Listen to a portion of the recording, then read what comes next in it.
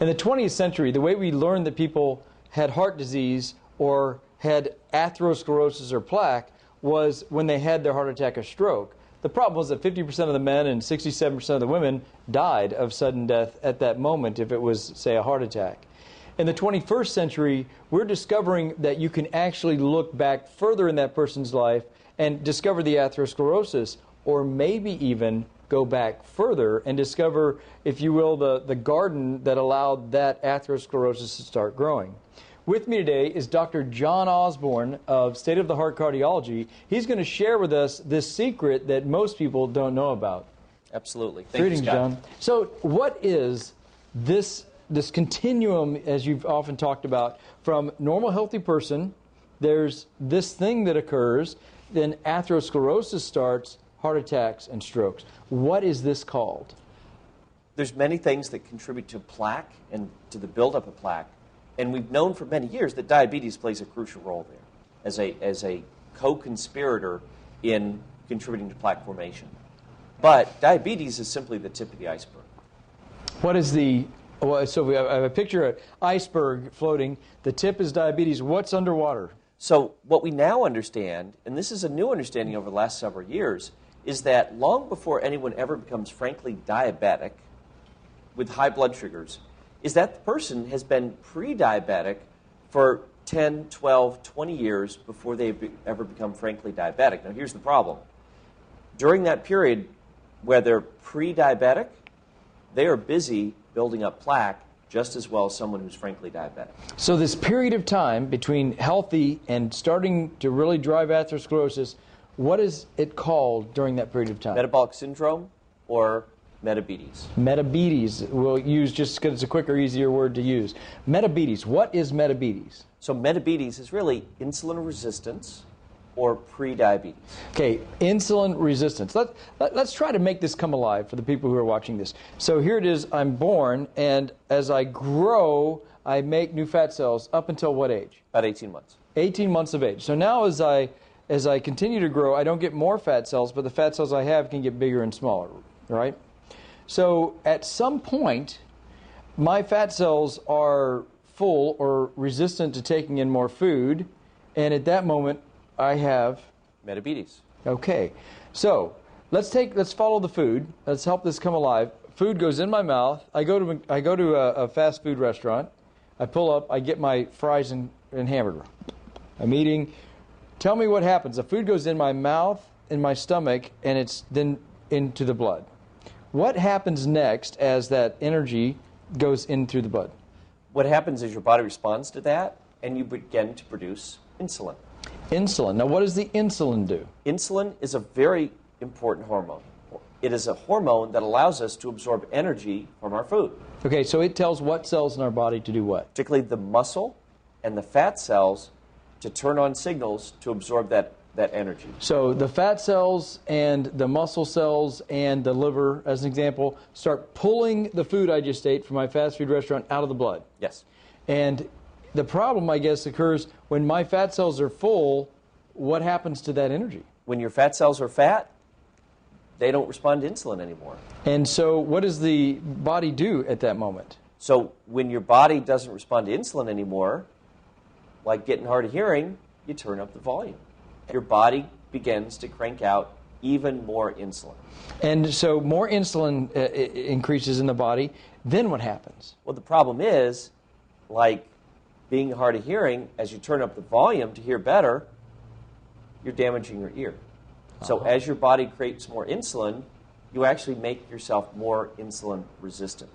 Oh my goodness. So and at some point that energy has to be dealt with that's in the blood. So where does it sometimes get stuck that can lead to further problems? Well, it begins to get deposited all over our body, but particularly the belly, and we begin to see abdominal obesity or visceral adiposity, different terms, but basically it's the beer belly kind of look. I always used to tell my patients as a family doctor, if you get naked in front of the mirror and you turn sideways and your belly button sticks out further than your nose, you got a problem. You got a problem. You got the belly of death. You can't lean forward.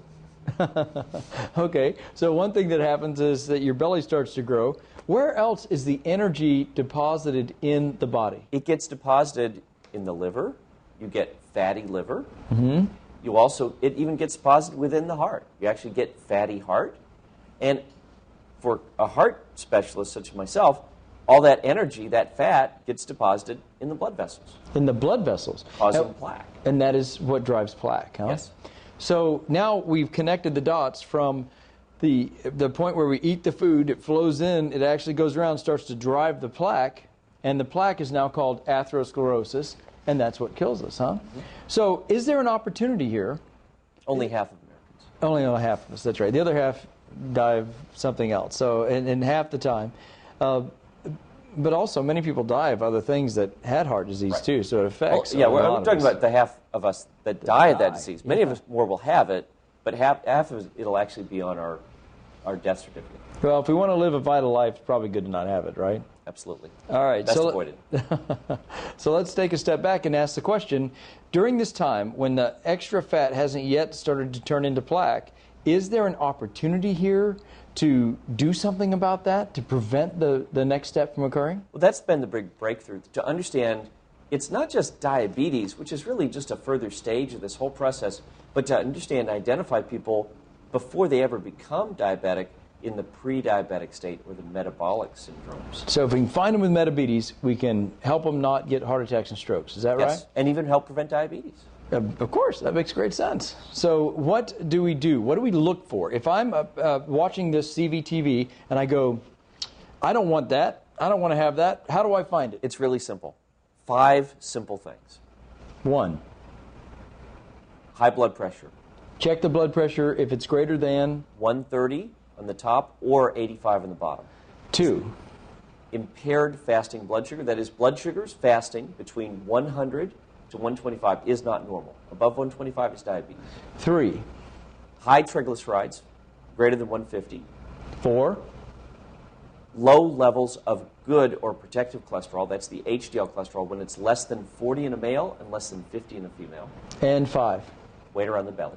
Now, the best way to measure that is with a tape measure. You get out a tape measure, and if your waist, you're around your at basically the level of your belly button, is more than 35 inches as a woman or more than 40 inches for a male, that's the 5th component of metabolic syndrome. So do I have to have all 5 of those? No. Of those things we mentioned, and you can see them on the screen now, of those 5, only you need 3 of those, and you've got metabolic syndrome. Okay, so if I go to my doctor and they check my blood work and I have any of those, but particularly if I have 3 of those, and for sure if I have 4 or 5, I'm in this place where I'm starting to create, and the probability I'm either going to get diabetes or just develop a lot of plaque and have a heart attack or stroke. Both. Both. Oh, you can have both. Great. You're going to get both. What percentage of people, when they're diagnosed with diabetes, already have heart disease? 50%. What percentage of people with diabetes die of heart disease? 80%. Okay, so I got it. So these are kind of sisters of the same mother kind of idea concept, huh? Mm-hmm. All right. So what do I do about this? This is kind of scary. The first step is understanding. Okay. You've got to know if you got the problem. And I got it. So I got it. Let's say I got it, that I got it. Right. So what do I do next? So the first things we want to do is many times we're going to focus on what we're eating, how much we're eating. We need to focus on the exercise. Those are going to be the first core things we're going to focus on. Okay, so said another way, what I just heard you say was that if I change what I take in, or when I take that in, there's room in my fat cells, I fix the problem. Yes. Okay, so how do I know what to take in?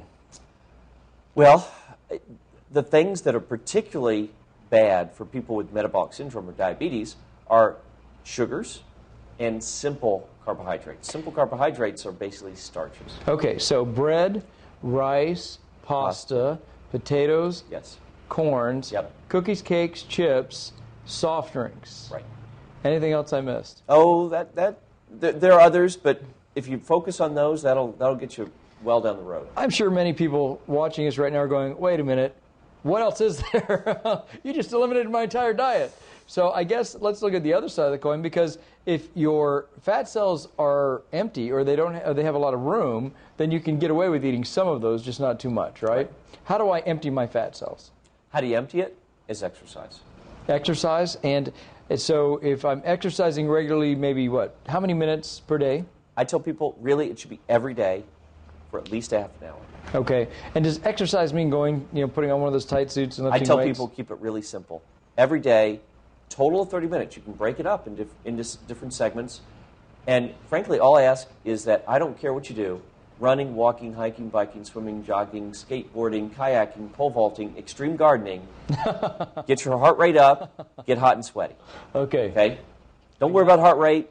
Don't measure, forget about your heart rate. Just get it up, get hot and sweaty. Know that at the end of that half an hour, or maybe 2 15 segments, one in the morning, one at night, that at the end of that, you feel appropriately tired and fatigued. Not going to die, but appropriately tired and fatigued. That's what we're looking for. And if you do that every day, dramatic effects in reducing the risk of developing diabetes, or if you have diabetes, dramatic effects in reducing your blood sugar and at the same time helping your blood pressure and cholesterol. The other thing, I suppose, that the balance between what you're taking in and what you're burning appears as your weight. So the other good thing about this is you'll start losing weight. Right. Okay. So if we're working on that, or while we're working on that. And in fact, if you lose 10% of your body weight total, okay, you're going to lose 30% of the fat in the belly. So this is the deadly fat. So if I weigh 200 pounds, if I get down to 180, then I'm going to get rid of my deadly fat. You're going to get rid of 30%. Total weight. You're going to lose 20 pounds, but you're going to lose 30% of that fat in the belly. Okay. Well, that sounds good. So then, are there medications that I should think about taking while I'm doing these things? There are medications that are approved for weight loss, such as a drug called Xenical, which is a fat blocker.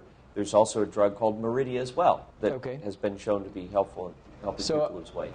Things that help me lose weight. Are there things that help me control sugar?